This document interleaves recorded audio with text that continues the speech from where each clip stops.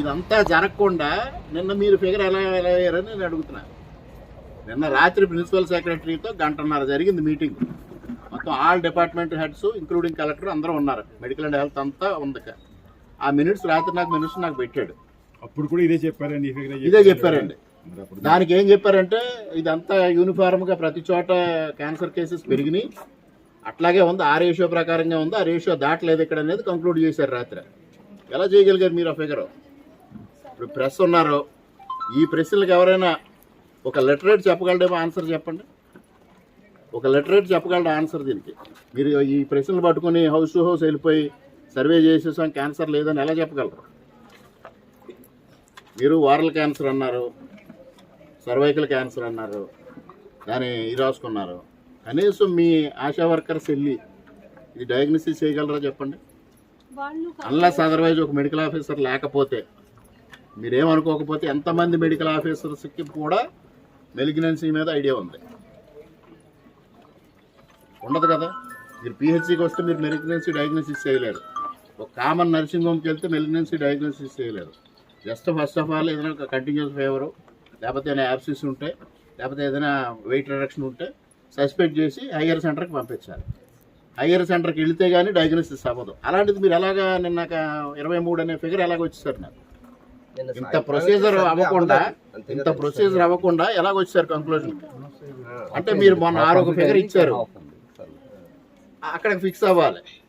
మీరు ఇచ్చిన రిపోర్ట్ తప్పు కాకూడదు. మీ డిఎంఎండ్ వచ్చి గారు ఇచ్చిన రిపోర్ట్ రేపు ఆయనకి క్లారిటీ అడుగుతుంది గవర్నమెంట్. అందుకోసం ఇదంతా మసిబూసి మ్యారీడ్గా చేయాలనే ఆలోచనతో ముందుకెళ్తుంది. ఇక్కడ we won't allow such things. మీ సర్వేతో పాటు నేను ప్యారల్గా పార్టీ నాయకులను పెట్టి చేస్తాను. పార్టీ నాయకులు కూడా ఇంటింటికి వెళ్ళి సర్వే చేసుకొస్తారు. వీళ్ళ దగ్గర డేటా ఉంది కదా. డేటా లేకుండా వీళ్ళందరూ మాట్లాడకుండా మీరు చెప్పారు. దాంట్లో ఏమంటారు, స్మోకర్సా మీరు, లేకపోతే ఆల్కహాలిక్ అనో ప్రశ్న ఉంది. కిడ్స్లో వస్తుంది. కిడ్స్లో 11 ఏళ్ళు 12 ఏళ్ళు ఇంకా తక్కువ వాళ్ళకి, స్మోకర్స్ కాదు. కాకపోతే ఇవన్నీ ఎన్విరాన్మెంటల్ చేంజెస్ కానీ, ఎన్విరాన్మెంట్లో ఉన్న పొల్యూషన్ కానీ ఒక కారణం. ఇందాక మేడం చెప్పినట్టు లైఫ్ స్టైల్ డిసీజెస్, ఇవన్నీ లైఫ్ స్టైల్ చేంజ్ చేసుకోవాల్సిన అవసరం కూడా ఉంది.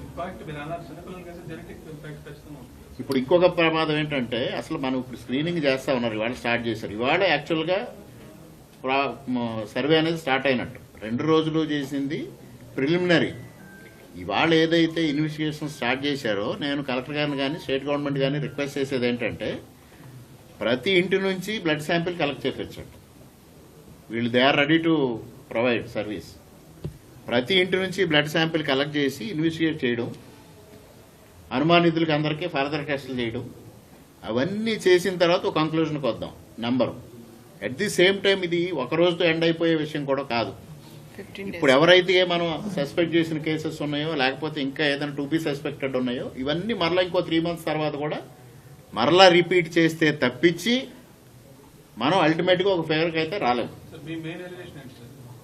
మెయిన్ ఎలిగేషన్ అసలు రూట్ కాజ్ కావాలి. రూట్ కాజ్ అనేది వస్తే మేడం చెప్పినట్టు వాళ్ళ వల్ల ఏం కాలేదనుకోండి, దానికి అవేర్నెస్ క్యాంపులు కండక్ట్ చేయొచ్చు. లైఫ్ స్టైల్ మార్చుకోండి, లేకపోతే ఇట్లా ఉండండి అనేది చెప్పడం అనేది ఒకటి జరుగుతుంది. ఇది కాదు, నేషనల్ యావరేజ్ కన్నా ఇంకొంత ఎక్కువ కనిపిస్తూ ఉంది అన్నప్పుడు, ఇప్పుడు రూట్ కాజ్ ఆల్రెడీ ఆర్డబ్ల్యూఎస్ వాళ్ళు శాంపిల్స్ కలెక్ట్ చేశారు. ఆ రిపోర్ట్స్ వస్తే ఇప్పుడు పొల్యూషన్ కంట్రోల్ బోర్డు నుంచి ఒక టీం వచ్చింది. అట్లే విధంగా పూణే నుంచి నేషనల్ ఇన్స్టిట్యూట్ నుంచి సైంటిస్ట్స్ వస్తున్నారు. ఇవన్నీ స్టడీ చేయాలి. ఇప్పుడు ఏదైతే ప్రెస్ మిత్రులు చెప్పినట్టుగా ఇక్కడ అభిప్రాయాలు అయితే ఉన్నాయి. ఇటు కేపీఆర్ ఇండస్ట్రీస్ ఏదైతే ఎగ్జిస్టింగ్ ఒక 15-16 years నుంచి నడుస్తూ ఉందో, వాళ్ళ వల్ల పొల్యూట్ అవుతుంది అనేది. ఎందుకంటే ఇప్పుడు కూడా కొంతమంది పబ్లిక్ చెప్తా ఉన్నారు, నైట్ టైము వాళ్ళు ఇదంతా పొల్యూటెడ్ గ్యాస్ అంతా బయటకు వదులుతా ఉన్నారు, దానివల్ల మామిడి చెట్లు కూడా పాడైనాయి ఇక్కడ అనేది, పొలాల్లో పంట కూడా నష్టపోతా ఉన్నాం అనేది కొంతమంది రైతులు చెప్పారు. పబ్లిక్లో ఉంది, అవన్నీ క్లియర్ చేస్తున్నారు. ఇప్పుడు గవర్నమెంట్, నేను ఎప్పుడైతే అసెంబ్లీలో ఇష్యూ రైజ్ చేశానో ఇమ్మీడియట్గా గవర్నమెంట్ కానీ, స్టేట్ గవర్నమెంట్ కానీ, ఇక్కడ డిస్ట్రిక్ట్ కలెక్టర్ గారు కానీ, అదర్ డిపార్ట్మెంట్స్ కానీ అలర్ట్ అయినాయి. ఇక్కడ ఒక చేస్తున్నారు, కానీ దీన్ని యూటిలైజ్ చేసుకోవాలి, పబ్లిక్ యూటిలైజ్ చేసుకోవాలి. మనం కూడా ఇంత సెటప్ తీసుకొచ్చిన తర్వాత హౌస్ టు హౌస్ సర్వే ఎలా జరిగిందో హౌస్ టు హౌస్ ఇన్వెస్టిగేషన్స్ కూడా జరగాలి. అప్పుడు మాత్రమే మనం ఈ నంబర్కి మనం తీసుకోగలుగుతాం. మేడం గ్రామాలనే కాదు ఫ్యాక్టరీ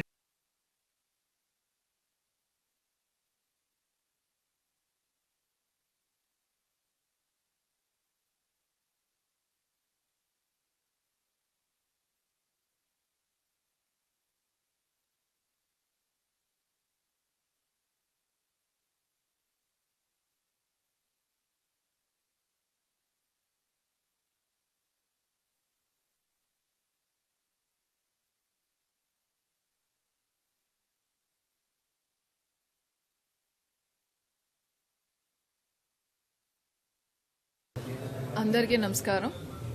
సో ఈ సమావేశానికి మనకి గౌరవ ఎమ్మెల్యే గారు, అనుపతి నియోజకవర్గ ఎమ్మెల్యే గారు కూడా రావడం జరిగింది. అలానే మనకి కాకినాడ రంగరాయ మెడికల్ కాలేజ్ నుంచి కూడా ప్రొఫెసర్స్, అలానే సోషల్ మెడిసిన్ హెచ్ఓడి కూడా వచ్చారు. మనకి ఆంకాలజీ డిపార్ట్మెంట్ నుంచి కూడా ప్రొఫెసర్స్ రావడం జరిగింది. మన department GGH as well as మన దగ్గర ఉన్న జిఎస్ఎన్ఎల్ మెడికల్ కాలేజ్ నుంచి. దానితో పాటుగా ఎక్స్పర్ట్ టీం కూడా ఉంటే బాగుంటుంది అని హోమీ బాబా క్యాన్సర్ రీసెర్చ్ ఇన్స్టిట్యూట్ నుంచి కూడా ఒక రిప్రజెంటేటివ్ డాక్టర్ ఇక్కడికి రావడం జరిగింది. ఈ ప్రెస్ కాన్ఫరెన్స్ యొక్క ముఖ్య ఉద్దేశం ఏంటంటే, గత కొద్ది రోజులుగా బలభద్రపురం అనే విలేజ్లో నెంబర్ ఆఫ్ క్యాన్సర్ కేసెస్ అనేది కొంచెం ఎక్కువగా నమోదవుతున్నాయి అని ప్రజలు చాలా ఆందోళనకి గురి అవడం, అలానే చుట్టుపక్కల ఉన్న వాళ్ళు కూడా ఇక్కడ ఏం జరుగుతుంది అని తెలుసుకోవడానికి ఎక్కువ ఉత్సాహం చూపించడం జరుగుతుంది. అలానే మనకి లాస్ట్ వీక్ ఒక 5 days బ్యాక్ కూడా మన ఆనరబుల్ ఎమ్మెల్యే గారు ఈ ఇష్యూని అసెంబ్లీలో కూడా రైజ్ చేయడం జరిగింది. సో ఆయన కన్సర్న్స్ అలానే ఏదైతే ఆయన ఎక్స్ప్రెస్ చేశారో దానికి రెస్పాన్స్గా గవర్నమెంట్ పూర్తి స్థాయిలో స్పందించడం జరిగింది. లోకల్గా మనకి ఏదైతే డిఎంహెచ్ఓ కంట్రోల్లో టీమ్స్ ఉంటాయో ఆ టీమ్స్ని, అలానే మెడికల్ కాలేజ్ నుంచి కూడా కొన్ని టీమ్స్ని పంపించడం, అలానే ఎప్పటికప్పుడు డైరెక్టర్ మెడికల్ ఎడ్యుకేషన్ ద్వారా గైడ్లైన్స్ ఇస్తూ మనకి కొన్ని టీమ్స్ను ఫామ్ చేసుకొని ఇమ్మీడియట్గా మనం డోర్ టు డోర్ సర్వైలెన్స్ అనేది చేయడం జరిగింది. సర్వైలెన్స్ చేసేటప్పుడు 2 aspects వెరిఫై చేయడం జరిగింది. ఎంతమంది క్యాన్సర్తో బాధపడుతున్నారు, ట్రీట్మెంట్ తీసుకుంటున్నారు, అలానే ఎంతమంది క్యాన్సర్ వలన చనిపోయారు, అలానే క్యాన్సర్కి సంబంధించిన సిమ్టమ్స్ ఏమైనా ఉన్నాయా అని. అలా చూసేటప్పుడు మాకు ఇక్కడ టోటల్గా 32 కేసెస్ అనేది క్యాన్సర్తో సఫర్ అవుతున్న వాళ్ళు ఐడెంటిఫై అయ్యారు. అందులో 17 కేసెస్ ట్రీట్మెంట్ అయిపోయింది and they are healthy and they are leading their normal life. 15 కేసెస్కి ట్రీట్మెంట్ అనేది జరుగుతుంది. అయితే ఈ నంబర్ చూసుకుంటే ఇది నేషనల్ యావరేజ్తో కంపేర్ చేస్తే ఇదేమీ అలార్మింగ్ అయితే కాదు. సో ఈ విషయంలో ఈ గ్రామస్తులందరూ కూడా అంత ఆందోళన చెందాల్సిన అవసరం లేదు. ప్రాథమికంగా మన స్టాటిస్టిక్స్ ప్రకారం, రీసెర్చ్ స్టాటిస్టిక్స్ ప్రకారం ప్రతి 10,000 మందిలో కూడా ఒక 30 మంది క్యాన్సర్కి పాజిటివ్గా నమోదు కావడం అనేది జరుగుతుంది. దీనికి కారణం మన లైఫ్ స్టైల్ కావచ్చు, అదర్వైజ్ మన స్ట్రెస్ ప్యాటర్న్స్, అదర్వైజ్ మన తీసుకునే ఫుడ్, ఈ అన్నీ కూడా చాలా కారణాలు. అలానే మనకి చనిపోయిన డేటాను కూడా చూస్తే ఇక్కడ చాలా వరకు లాస్ట్ 3 years డేటాను మేము తీసుకున్నాం. 19 members చనిపోవడం జరిగింది. ఈ వచ్చిన వాళ్ళని అలానే మేము చనిపోయిన వాళ్ళ డేటాను కూడా అనాలిసిస్ చేసుకునేటప్పుడు వీళ్ళందరికీ కూడా డిఫరెంట్ క్యాన్సర్స్ ఉన్నాయి. ఏదో ఒక్క స్ట్రీమ్లో వచ్చిన క్యాన్సర్ కాదు.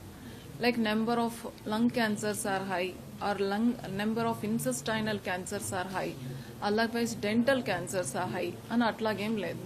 మీరు గతంలో చూసుకుంటే కొన్ని ఏరియాలో కిడ్నీ ఇష్యూస్ ఎక్కువ పర్టికులర్ ఏరియాలో అని, అలానే కొన్ని ఏరియాలో థ్రోట్ క్యాన్సర్స్ ఎక్కువ బికాస్ ఆఫ్ టొబాకో కన్జంప్షన్ అని మనకి గతంలో తెలిసిన ఇన్సిడెంట్స్. సో ఆ ప్యాటర్న్లో మనకి ఈ గ్రామంలో ఏమీ కనిపించలేదు. కనిపించింది అంతా కూడా చాలా డైవర్జెంట్గా ఉంది. So skin cancer, throat cancer, thyroid cancer, intestine, ఇలా all even different types of క్యాన్సర్స్తో పబ్లిక్ సఫర్ అవడం అనేది చూసింది. బట్ ఒక పాయింట్ మనకి అలర్ట్ చేస్తుంది ఏంటంటే బ్రెస్ట్ క్యాన్సర్స్ మాత్రం నెంబర్ ఎక్కువ ఉంది. బట్ ఇప్పుడు మనకి ఈ బ్రెస్ట్ క్యాన్సర్స్ అండ్ సర్వైకల్ క్యాన్సర్స్కి బారిన పడిన అవకాశం ఎక్కువ ఉంది. కాబట్టి గవర్నమెంటే మనం లాస్ట్ ఇయర్ నుంచి, మరీ ముఖ్యంగా గవర్నమెంట్ ఫామ్ అయినప్పటి నుంచి మనం 100% బ్రెస్ట్ క్యాన్సర్ అండ్ సర్వైకల్స్ క్యాన్సర్ అవి మనం ఇన్వెస్టిగేట్ చేయడం అనేది కంపల్సరీగా చేసాం. సో ప్రతి గవర్నమెంట్ హాస్పిటల్స్లో కూడా దీని ఫెసిలిటీస్ ఉంది. అలానే సర్వైకల్ క్యాన్సర్కి మనము వ్యాక్సినేషన్ కూడా స్టార్ట్ చేయడం అనేది జరిగింది.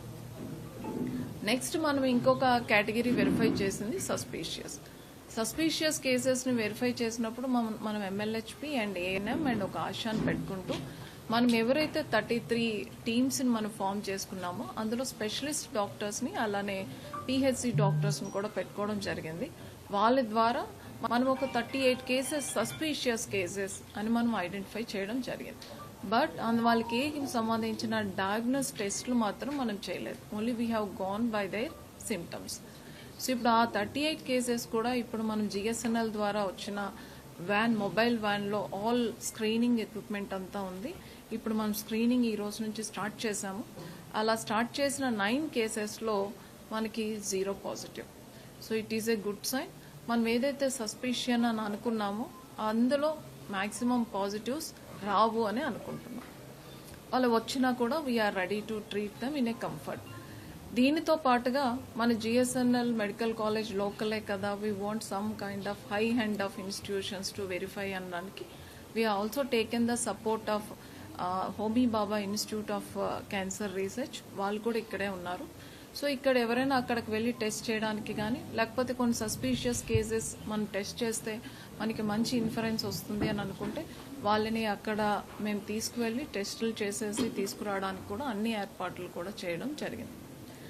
సో ఈ ప్రెస్ కాన్ఫరెన్స్ ద్వారా నా ఒపీనియన్ అదర్వైజ్ నా రిక్వెస్ట్ ఏంటంటే, సో నెంబర్ ఆఫ్ కేసెస్ ఇక్కడ మనం ఐడెంటిఫై అయినవి కానీ number of cases deaths identify అయినవి కానీ ఇది మనకి నేషనల్ యావరేజ్ అండ్ స్టేట్ యావరేజ్కి దగ్గరగానే ఉన్నాయి. ఒకవేళ మన సస్పీషియస్ కేసెస్గా ఏమనుకున్నామో అందులో నెంబర్ కొంచెం ఎక్కువ అయితే అప్పుడు మనం కంగారు పడాల్సిన అవసరం ఉంటుంది. అలా ఉండదు అని ప్రస్తుతానికి మన డేటా ప్రకారం అనుకుంటున్నాం. దాంతో పాటుగా విలేజర్స్ మాకు ఒక 63 ఫ్యామిలీస్లో డెత్స్ అడిగినాయి అని చెప్పారు. సో ఎక్కడైతే 63 ఫ్యామిలీస్లో డెత్స్ జరిగాయో అదన్నీ కూడా మన హౌస్ టు హౌస్ వెరిఫై చేయడం కూడా జరిగింది. అందులో వచ్చిన నెంబర్ కూడా ఇప్పుడు మనం చెప్తున్న స్టాటిస్టికల్ నెంబర్కి టాలీ అవుతుంది. సో ఇప్పుడు దీనికి సంబంధించి ట్రీట్మెంట్ వివరాల్లోకి వస్తే అన్ని రకాల క్యాన్సర్కి ట్రీట్మెంట్ ప్రభుత్వంలోనే పూర్తి స్థాయిలో మనకి ప్రభుత్వ హాస్పిటల్స్లోని అలానే మనకి ఆరోగ్యశ్రీ హాస్పిటల్స్లో ఉన్నాయి. అలానే మనకి ఏదైనా దానికి వాళ్ళకి కావాల్సిన ట్రీట్మెంట్ ఇవ్వలేక కొంచెం హై హ్యాండ్కి వెళ్ళాలి అనేటప్పుడు కూడా మనం సిఎంఆర్ఎఫ్ ద్వారా మన గౌరవ ఎమ్మెల్యేస్ వాళ్ళ సహకారంతో మనం ఆ అమౌంట్స్ కూడా రిలీజ్ చేయడం జరుగుతుంది. సో ప్రభుత్వం ట్రీట్మెంట్ విషయంలో 100% సహకారం ఉంది. అలానే స్క్రీనింగ్ పాయింట్ ఆఫ్ వ్యూలో కూడా చూసుకుంటే as the trend in the world అలానే ఇండియా అలానే మన స్టేట్లో కూడా క్యాన్సర్ నెంబర్ ఏవైతే మనకి ఎన్సీడీ కేసెస్ పెరుగుతున్నాయో non communicable diseases like hypertension కానీ డయాబెటిక్ కానీ ఇలాంటి గ్రోత్ రిలేటెడ్ కేసెస్ ఇది పెరుగుతున్న నేపథ్యంలో మనం స్క్రీనింగ్ని చాలా ఇంటెన్సిఫై చేశాము. అలానే మనం డోర్ టు డోర్ ఇప్పుడు ఎన్సీసీడీ సర్వేలో కూడా మనం చాలా ఇంట్రెస్ట్తో ఈ స్క్రీనింగ్ అండ్ టెస్టింగ్ చేయడం అండ్ కంపల్సరీగా ఎప్పటికప్పుడు 6 monthsకి ఒకసారి 30 years కంప్లీట్ అయిన లేడీస్ అందరూ కూడా టెస్ట్ చేసుకోవాలని మనం విస్తృత స్థాయిలో క్యాంపెయిన్ కూడా చేయడం జరుగుతుంది. ఇక్కడ విస్తరించడము అనేది లేదు. సో ఇది ఒక స్టాటిక్ పాపులేషన్లో 10,000కి 30 కేసెస్ మీరు ఎక్కడ చూసినా వస్తాయి. This situation will be in the Rajahmundry, this will be in the Rajanagaram or Nallajarla. So పర్టికులర్గా ఈ విలేజ్ అనుకొని ఈ విలేజ్లో ఉన్న వాళ్ళని సెపరేట్గా చూడాల్సిన అవసరం అయితే లేదు. ఇప్పుడు మీ సోషల్ మెడిసిన్ వాళ్ళు వెరిఫై చేసిన దాన్ని బట్టి చూస్తే వాళ్ళ సర్నేమ్స్ అన్ని టాలీ కావడం, they are inter relations. So ఇది అందరికీ తెలిసిన విషయమే. మనకి క్యాన్సర్ పాయింట్ ఆఫ్ వ్యూలో మనం జెనెటిక్ ట్రైట్స్ కూడా ప్రామినెంట్ రోల్ ప్లేస్ చేయడం జరుగుతుంది. సో జనరల్గా మీరు ఎప్పుడైనా స్క్రీనింగ్కి వెళ్ళేటప్పుడు కూడా డాక్టర్ అడిగే ఫస్ట్ క్వశ్చన్ మీ ఇంట్లో ఎవరైనా ఇలాంటి దాంతో ఉన్నారా అని. సో ఇక్కడ ఏదైనా ఒక ఫ్యామిలీలో కానీ ఆ హిస్టరీ కానీ స్ట్రాంగ్గా ఉంటే ఆ ఫ్యామిలీ నుంచి వచ్చిన సక్సెసెస్ అందరికీ కూడా రావడానికి